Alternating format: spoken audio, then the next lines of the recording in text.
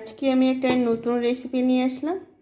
দেখতে যতটা সুন্দর, খেতেও কিন্তু দুর্দান্ত লাগে। একটা খেলে তো পেটও ভরবে না, মনও ভরবে না, মনে হবে সবগুলো আমি একাই খেয়ে নিই। কথা না বাড়িয়ে আমি মূল রেসিপিতে আসি। আমি আজকে একটা নতুন রেসিপি দেখাবো। এটা চিতই পিঠা বলতে পারেন বা জালি পিঠা বলতে পারেন, যেটাই বলতে পারেন। এখানে আমি একটা ডিম নিয়েছি। ডিমটাকে আগে আমি কী দিচ্ছি বন্ধুরা দেখতে থাকেন। আমি ডিমটাকে ভেঙে নিব। ডিমটা কিন্তু ফ্রিজ থেকে বার করে রেখে দিবে 10-15 মিনিট আগে, তারপরে কিন্তু ডিমটাই করবে। এবার ডিমটাকে আমি ভালোভাবে ফেটিয়ে নেব। আর ডিম না দিলেও কিন্তু চলবে। আমি একটু ডিমটা দিলাম, বাচ্চারা যেহেতু খাবে একটু পছন্দ বেশি করে ডিমটা দিয়ে করলে পরে দেখো ভালোভাবে কিন্তু আমি ডিমটাকে ফেটিয়ে নেব। ডিমটাকে ভালোভাবে কিন্তু আমি ফেটিয়ে নিয়েছি, দেখেই বুঝতে পারছেন বন্ধুরা ভালোভাবে ফেটানো হয়ে গেছে। এখানে আমি জল নিয়েছি 1 কাপের মতো। আমি জল দিয়ে দেব ডিমের মধ্যে।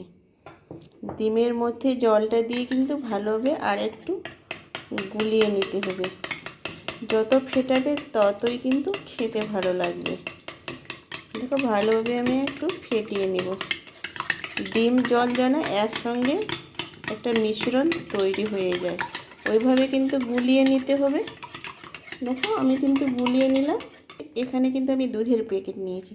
দুধের প্যাকেটটা আমি সম্পূর্ণ দিব না, এটা কিন্তু মুদিখানার দোকানেই পাওয়া যায়। দেখো একটু আমি দিয়ে দিলাম, মানে 1 চামচ, ছোটো চামচে 1 চামচ। এবার দুধটা দিয়ে কিন্তু ভালোভাবে গুলিয়ে নিতে হবে। ভালোভাবে গুলিয়ে নেব জালিদার চিতই পিঠাটা। একটু আমি গুলিয়ে নিলাম। এবার আমি একটু লবণ দিয়ে দেব। ছোটো চামচের 1 চামচের মতো আমি চিনি দিয়ে দিলাম। এবার চিনিটা দিয়ে কিন্তু ভালোভাবে আর একটু গলিয়ে নিতে হবে। চিনিটা গলিয়ে নিতে হবে। এটা না গলালে কিন্তু হবে না, দানা দানা হয়ে থাকবে, কিন্তু পিঠাটা পারফেক্টভাবে কিন্তু তৈরি হবে না। চিনিটা কিন্তু ভালোভাবে আমি গলিয়ে নিলাম। আমি সামান্য এখানে ঘি দিয়ে দিব। সামান্য 1 চামচ ঘি দিয়ে দিলাম ছোটো চামচের। এখানে কিন্তু সাদা তেলটাও ব্যবহার করতে পারো। আমি ঘিটাই দিলাম। ঘিটা দিলে আরও ফ্লেভারটা কিন্তু ভালো লাগবে খেতে। বাচ্চারা পছন্দ করে, বড়রাও পছন্দ করবে, মেহমান আসলে ওরাও পছন্দ করবে। দেখো ভালোভাবে গুলিয়ে নিলাম। আর চিনিটা কিন্তু ভালোভাবে গুলিয়ে নিতে হবে। আমার চিনিটা কিন্তু গুলানো হয়ে গেছে।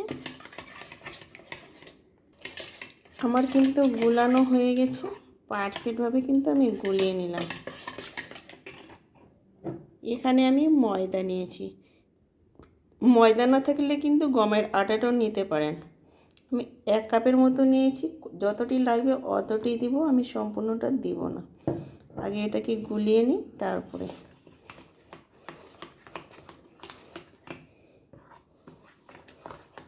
দেখো ভালোভাবে কিন্তু আমি এভাবে গুলিয়ে নিব। প্রথম থেকে শেষ পর্যন্ত ভিডিওটা দেখবে বন্ধুরা, তারপরে বুঝতে পারবে। আর না দেখলে কিন্তু বুঝতে পারবে না। টেনে টেনে দেখলে তো বুঝতে পারবে না, ভিডিওর কোনো অংশ ছুটে যেতে পারে, আর বুঝতেই পারবে না আমি কিভাবে এই রেসিপিটা তৈরি করলাম। আর লাইক দিলে কিন্তু বন্ধুরা আমার ভিডিও বানাতে উৎসাহ জাগে। আর আমার যদি পাশে থাকতে চান তাহলে আমার চ্যানেলটা সাবস্ক্রাইব করে রাখতে পারেন। আমার কিন্তু চ্যানেলে অনেক পিঠার রেসিপি আছে, নাস্তার রেসিপি আছে, আমার চ্যানেলে ঘুরে আসতে পারেন। দেখো ভালোভাবে কিন্তু ময়দাটা গুলিয়ে নিব। সম্পূর্ণ কিন্তু গুলানো হয়নি, একটু দানা দানা আছে। এটা কিন্তু আমি এক সাইডে রেখে দেব। এখানে আমি মিক্সিং জার নিয়েছি। আর এখানে আমি চাল ভিজিয়ে রেখেছিলাম, আতপ চাল। এটা কিন্তু ভালোভাবে ধুয়ে পরিষ্কার করে নিয়েছি। মিক্সিং জারে আমি চালটা দিয়ে দেব। এখানে আমি নিয়েছি 1 কাপের মতো চাল। আমি চালটা দিয়ে দিলাম। এই যে বেটারটা আমি তৈরি করেছিলাম, এটা কিন্তু আমি চালের মধ্যে দিয়ে দেব। একসঙ্গে কিন্তু পেস্ট করে নিতে হবে। দেখো এখানে আমি জল আর ব্যবহার করব না, এটা থেকে কিন্তু সুন্দরভাবে পেস্টটা তৈরি হয়ে যাবে।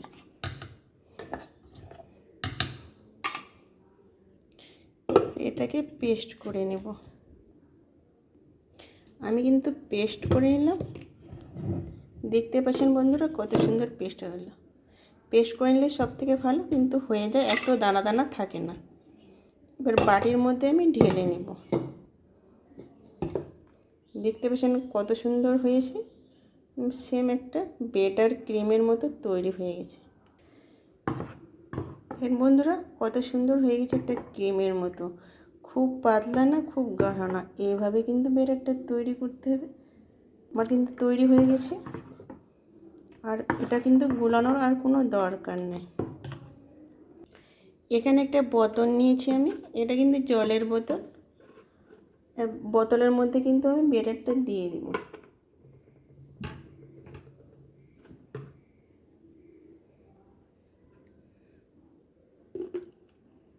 এভাবে কিন্তু আমি ঢেলে দিব।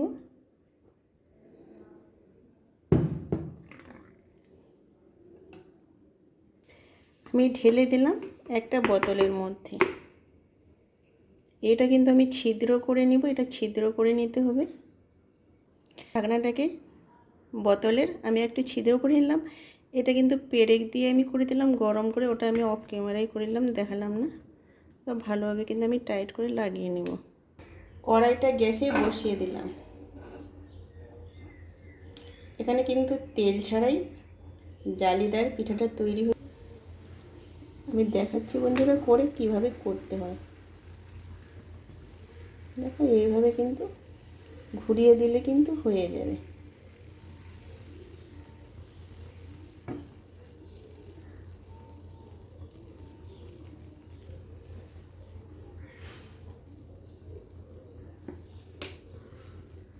আমি কীভাবে করছি বন্ধুরা দেখতে থাকেন, না দেখলে কিন্তু বুঝতে পারবেন না আমি কিভাবে পিঠাটা তৈরি করছি।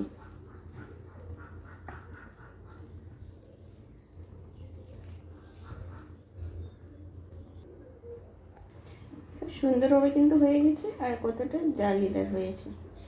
এবার আমি উল্টে নেব। এটা আমার হয়ে গেছে, এবার তুলে নেব।